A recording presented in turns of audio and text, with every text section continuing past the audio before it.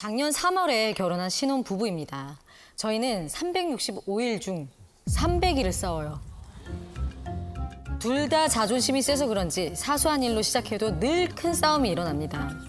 울고불고 소리 지르고 집을 나가버리고 상처받을 걸 알면서도 서로에게 막말을 해대요. 너 뭐가 그렇게 잘났냐? 야 그냥 꺼져. 야 이럴 줄 알았으면 결혼 안 했을 거다 너랑. 싸웠다 하면 끝까지 가는 저희 부부. 이 결혼 생활 지속할 수 있을까요? 어디 계시죠? 한가운데. 제가 어떻게 좀 비슷하게 톤을 살렸었나요? 아, 네. 근데 저희가 그 경상도여가지고 어떻게 하는 거예요? 꺼지라. 그냥 끄지라 이렇게. 꺼 아니고 끄 이렇게. 끄지라. 그러면 뭐라고 합니까? 네가 가라. 네가 가라. 하와이 가요? 뭐 유행어처럼 따라오네요. 네가 가라 하와이. 끄지라. 세다 세. 근데 항상 그 시작은 사소한 걸로 시작을 하는데 저희가 이제 완전 생 신혼이다 보니까. 생 신혼은 뭐야?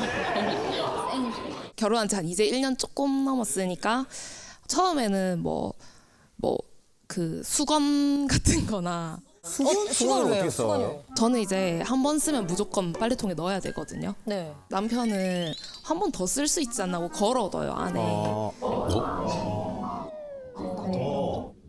그게 이제 화장실 안에 있으면 좀 꿉꿉해지고 냄새 안 좋고 또 자기 한 번 더 쓰겠다고 식탁 의자 같은 데 슬쩍 널어둘 때가 있거든요. 그런 수건들이 널려 있는 모습이 싫기도 하고 그런 걸로도 싸우고.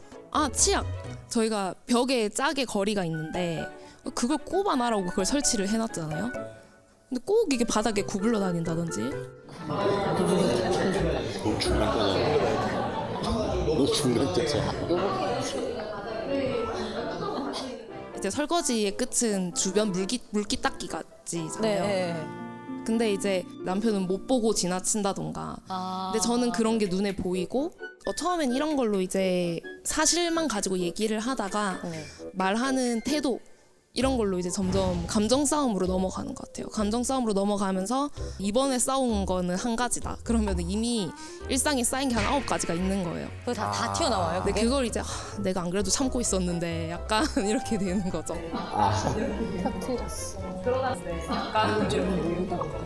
그러다가 이제 저는 이제 외동으로 혼자 자라가지고 좀 저의 그 바운더리가 중요해요. 그래서 이게 넘어오는 게 싫더라고요. 수건을 쓰려면 한 개를 쓰고 빨던 말든 상관없으니까 알아서 해라. 그 대신 내 수건 건들지 마라. 약간 이런 주의예요. 저는. 저의 규칙은 있어요. 근데 그게 좀 난잡하긴 한데 나는 그 안에 그 모든 걸 존중해 주는데 나의 이 난잡함을 왜 존중해 주지 않느냐. 내가 뭐 수건 좀 썼어. 난잡하게. 그 저의 규칙은 있어요. 제가 뭐 완전히 더럽게 살고 이런 건 아니고 집안일도 되게 열심히 하고 설거지도 거의 다 제가 하고요. 근데 그 물이 튀어 있는 걸 그걸로 뭐라 하면은 잔소리로 들리니까 저는 그걸로 뭐라 하면은 나는 아무렇지도 않은데. 예. 그러면 제가 설거지 했으면 물기는 뭐 조용히 닦아도 되는 거 아니냐 이런 생각이 드니까 제가 이게 코드가 올라오더라고요. 이게. 그럼 예를 들어 예. 우리 남성분이 난잡하게 설거지를 했어요. 예. 근데 그걸 만약에 아내분이 여보 나 이거 한 김에 조금만 다음에는 좀 해줘요. 이렇게 말하면 어떨 것 같아요? 그러면 그 당연히 다 닦죠 거기는. 예. 근데 물기 안 보이나 이러면은 물깔이야.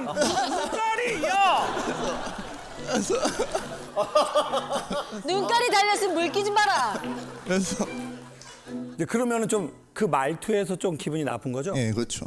그러면 우리가 같이 사는 거니까 얘기를 하려면 조금 말을 뭐 여보 나 이거 이렇게만 조금 해주면 자기 불편한데 그래도 나 너무 좋을 예. 것 같아요. 자꾸 이렇게 이런 말 해서 미안해요. 난잡한 여보. 이러면 그렇게 하는 아내는 아니에요. 그러니까 할 수 없다는 걸 알고 있어요. 그걸 미리 알고 결혼했어요. 그러니까 왜요? 사랑하는데 사랑하니까. 근데 이 정도 싸울 줄은 몰랐죠 당연히. 대신 싸움이 이렇게까지 셀 줄은 몰랐어요? 그건 몰랐죠 당연히. 일부 잠깐 잘못 생각한 거 있다고 생각합니다. 뭐예요? 약간 제가 처음부터 말을 물기 안 보이나 이렇게 한 거라고 생각을 하는데 초반엔 저도 정말 신혼 환상이 있었기 때문에 남편에게 예쁘게 말하고 그 막 네. 미디어에 보이는 예쁜 신혼부부 그렇죠, 그렇죠. 그런 환상이 좀 있었습니다. 네. 그래서 처음에 물기를 봤을 때 모르겠지만 제가 몰래 많이 닦았어요. 몰래 많이 아, 닦고 처음에는 닦다가 어느 날 이제 평생 닦고 있을 순 없으니까 평생 몰래 할 순 없으니까. 차근차근 얘기를 했어요. 설거지의 끝이 왜 물기 닦기인지 알아 이러면서 이제 괜찮게 얘기했네. 근데 이제 그래 하고 안 닦았어요. 그래가지고 그게 한 그래 번이 하고 안 되고. 닦다 보니까 저도 이제 물기 안 보이나 이렇게 되는 거죠. 네, 그렇게 이 빌드업이 빌드업이 있었구나. 아니 집안일 말고는 다른 일로는 안 싸우세요? 제가 노는 거를 많이 좋아하는 편인데 전 처음에 결혼했을 때 좀 개이득이라고 생각을 했던 게 네. 제가 결혼 전에 부모님이랑 살았는데 밤늦게까지 노는 게 돌아다니지. 굉장히 눈치가 보였어요. 근데 이제 결혼을 하고 이제 나왔잖아요. 신혼집이 마침 주변에 친구들이 엄청 많이 사는 위치고 크루들이 있는 곳으로 갔구나. 이제 늦게 다닌다고 이제 뭐라 하실 부모님도 안 계시고 봉인 해제다. 아싸. 그건 저만의 생각이었고 남편은 결혼까지 했는데 이제 유부녀인데 정신을 차리고 살아야 되는데 와이프가 자꾸 밤늦게까지 놀고 이러니까 이제 그런 게 별로였던 거죠. 몇 시? 몇 시?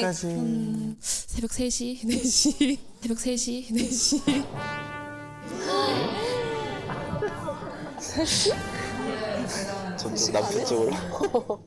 저는 이제 서로의 그런 바운더리를 존중해주기 때문에 상관없어요. 근데 다음날 제가 출근할 때는 새벽에 좀 와주지 마라. 내가 잠에서 깨고 그러면 또 못 자니까. 그럴 거면 자고 아침에 와라 이랬는데 아침 7시에 들어오더라고요.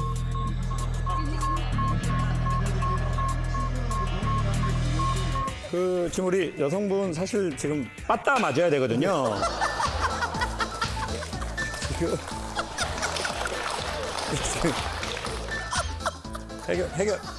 해결책이 없고. 해결책 있을까요, 선생님? 그러니까 뭐 두 분에 대해서 그 말을 하는 게 아니라 그래서 저는 결혼 전에 최대한 알아볼 수 있는 만큼 알아보고 결혼하면 좋겠다. 그러니까 결혼 전에는 눈을 정말 부릅뜨고 보고 결혼하면 좀 이렇게 감아주는 게 좋은 것 같아요. 근데 한국은 어떻게 되냐? 결혼 전에는 도파민 때문에 안 보이지. 이렇게 안 보여. 보다가 결혼하고 나서는 약간 이렇게 보는 느낌인 거죠. 사실 이게 바뀌었으면 좋겠는데. 아, 근데 쉽지 않아요. 그리고 부부는 언어의 궁합이 중요한 것 같거든요. 언어의 궁합이 중요하다는 건 말을 어떻게 하느냐가 아니라 생활 패턴이 어떻고 행동 패턴이 어떻고 반응 패턴이 어떤가. 내가 이런 얘기를 했을 때 수용성이 있나. 그리고 기분이 나빴을 때 말투가 어떤가. 뭐 이런 너무 일상적인 거잖아요. 이런 걸 최대한 많이 경험해 보고 결혼을 진행하면 어떨까. 그리고 또 하나는 누가 연합을 잘하냐면 전 딱 두 가지라고 생각하는데 첫 번째는 홀로서기 한 사람. 두 번째 자기 안에 여유의 공간을 좀 갖고 있는 사람. 그러니까 한복 같은 사람이 있고 양복 같은 사람이 있대요. 양복은 입체적인 옷이래요. 양복은 여기에 이렇게 입체적이잖아요. 근데 한복은 평면의 옷이래요. 한복은 도포자락 같은 거 펼치면 거의 평면이거든요.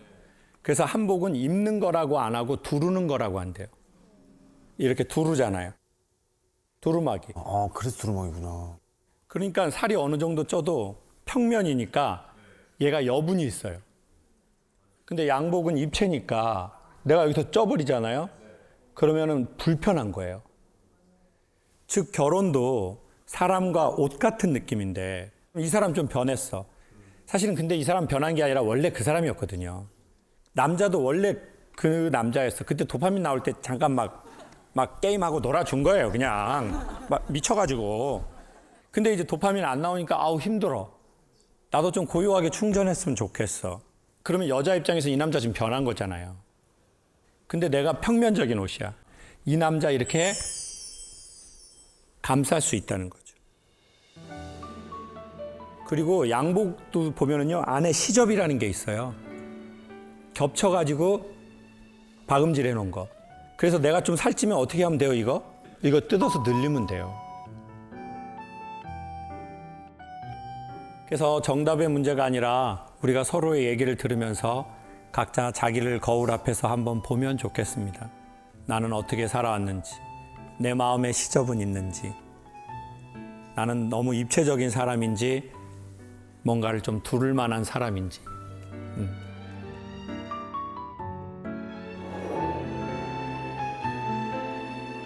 결혼을 준비 중인 예비 신랑입니다. 앞으로 행복한 일만 생길 줄 알았는데 예상치 못한 난관에 부딪혔습니다. 일찍 사회생활을 시작해 모아둔 돈도 있고 벌이도 좋은 예비 신부에 비해 뭐 하나 가진 것 없는 제가 작게만 느껴진다는 겁니다. 경제적으로 제가 너무 부족하다 보니 중요한 일에 대해 의견을 내기도 어렵고 자격지심이 생깁니다. 이 결혼 계속해도 괜찮은 걸까요? 경제적인 문제 때문에 결혼해 마라 고민 중인 남자친구분 어디 계십니까? 네. 오, 앞에 또 계셨군요. 여자친구 앞에 작아진다고 하셨는데 실례지만 얼마나 경제력 차이가 나시길래? 네, 저는 취업한 지 한 3년 정도밖에 안 된 상태이고 회사를 다니면서도 계속 대학원을 다니고 있었어가지고 모아둔 게 거의 없습니다.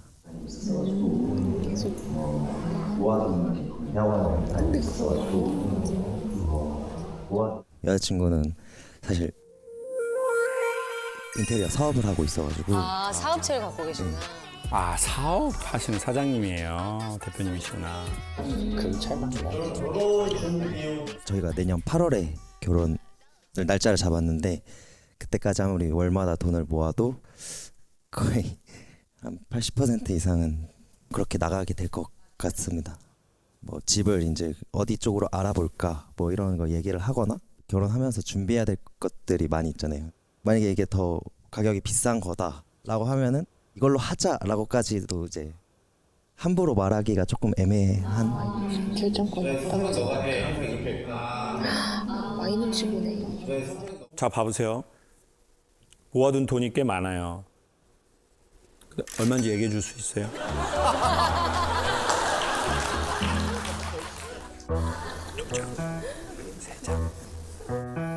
다 보여요.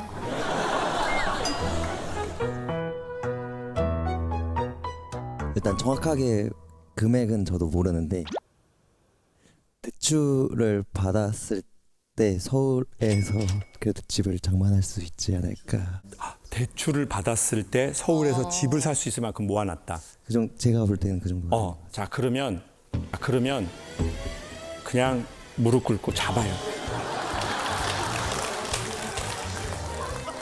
지금 뭐 고민할 거 자시고 없어요. 자격지심 필요 없어, 자격지심. 뭐 잡소리, 뭐 자존심, 뭐 이런 그런 거 개나 줘버리고 그냥 자기야 성공 가자.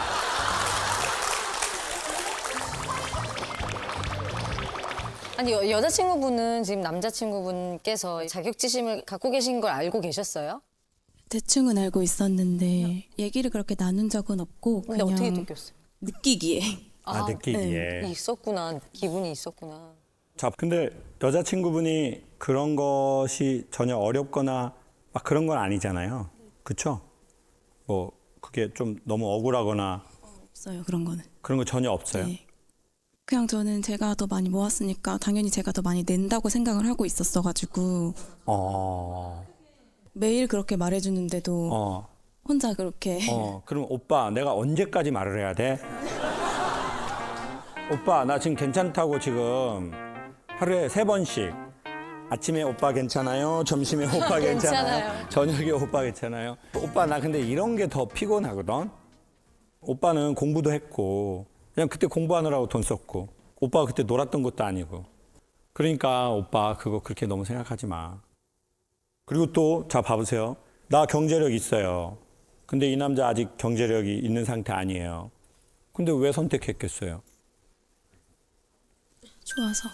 좋아서. 어느 만큼 좋아하는 줄 아세요? 여성분이 10개 있어요. 근데 이 남성이 지금 1개 있어요. 그럼 9개 모자라잖아요. 근데도 나 좋아해. 나랑 결혼하겠대. 그러면 9개 받고 이만큼 날 좋아하는 거라. 왜? 우리 남성분만의 매력이 있기 때문일 거예요. 여자는 결혼을 앞두고 철저하게 계산을 하게 돼 있어요. 맞죠? 여성들은 충동적으로 결혼하지 않아요. 남성들이 훨씬 충동적인 사람이 많고요. 막 이쁘니까 막 결혼해줘. 근데 여성들은 보통 그렇게 하지 않아요. 계산이 있어요. 근데 이 계산이 뭐냐? 돈에 대한 계산이 아니라 이 돈이 이럼에도 불구하고 이 남자를 선택하는 여러 가지의 계산된 매력이 있을 거예요. 인격이든 성품이든 성실함이든 나에 대한 애정도든 자기를 수행해 나가는 능력이든 뭔가를 계산했을 거예요. 그 돈으로 환산되지 않는 이 남자의 가치와 인격 등등등. 남자가 첫사랑을 오래 기억하는 게 아니거든요. 남자는 자기 능력 없을 때 자기 믿어준 사람이 엄청 오래 기억나요. 사람들이 나를 그렇게 믿지 않아. 심지어 나도 나를 그렇게 믿지 않아. 근데 이 여자가 나를 믿어주네. 그럼 나는 저 믿음에 부응해야지. 그 사람을 죽을 때까지 기억하는 거예요. 그리고 이 남자가 시간이 지났는데 알았어. 이 여자가 다 알았는데 눈 감아줬네. 모르는 척 나 받아줬네. 평생 갚아야지.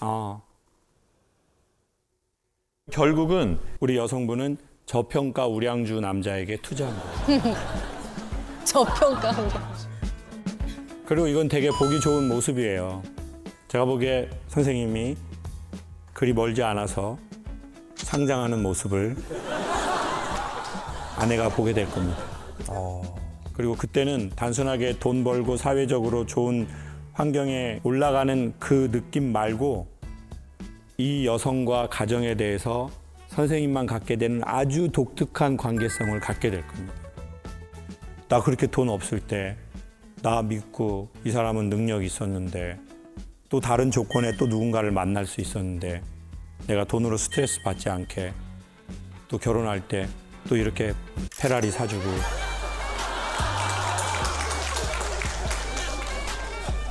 그 정도는 안 돼요? 그 정도는 안 된다. 수영아,